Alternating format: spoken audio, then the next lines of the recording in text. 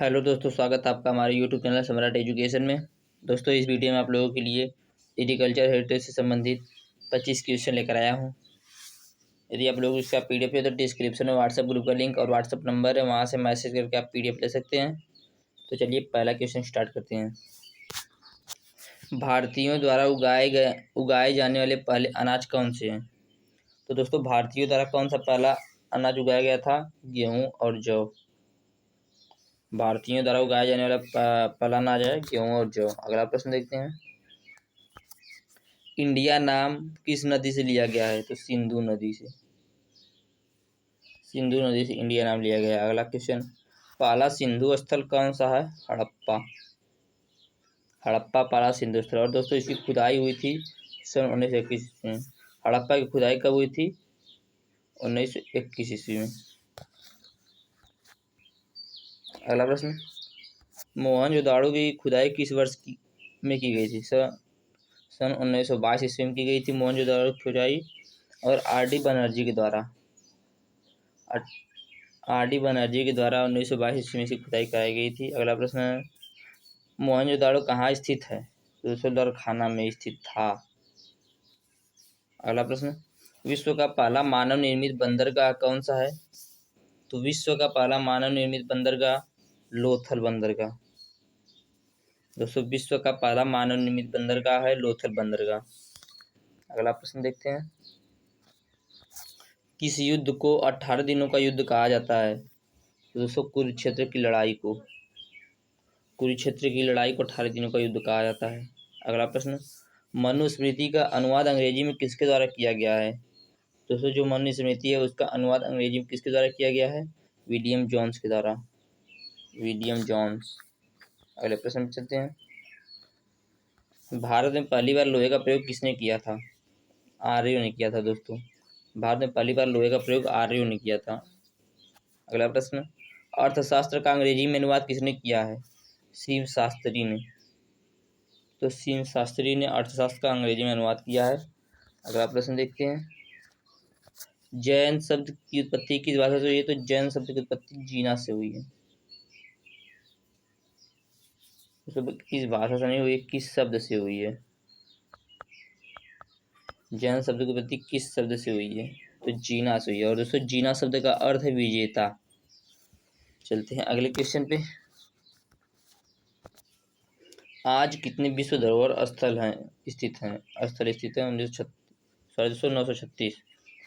आज कितने विश्व धरोहर स्थल स्थित हैं? 936 विश्व धरोहर स्थल। अगला प्रश्न, विश्व विरासत कोष कब बना गया था? 1972 ईस्वी में।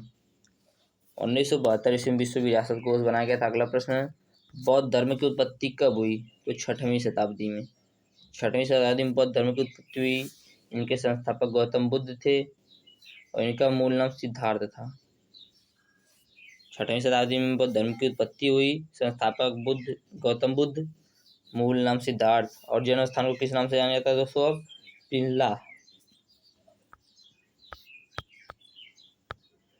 जन्म स्थान को पिंगला नाम से जाना जाता है दोस्तों। अगला प्रश्न देखते हैं, किस स्थान को प्राचीन भारत का द्वार कहा जाता है? मुजीरिस। मुजीरिस को दोस्तों प्राचीन भारत का द्वार कहा जाता है।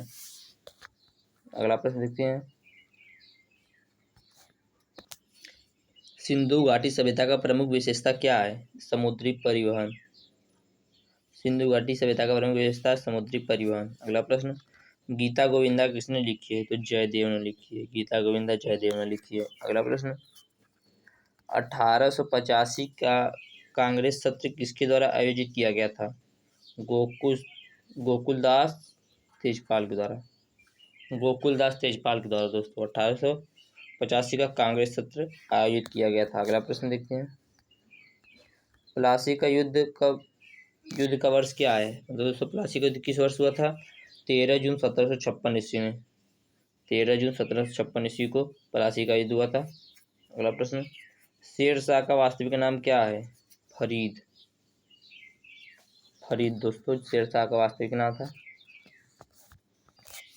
प्रथम मराठा वर्ष था तो 1775 से 1789 तक प्रथम मराठा वर्ष था।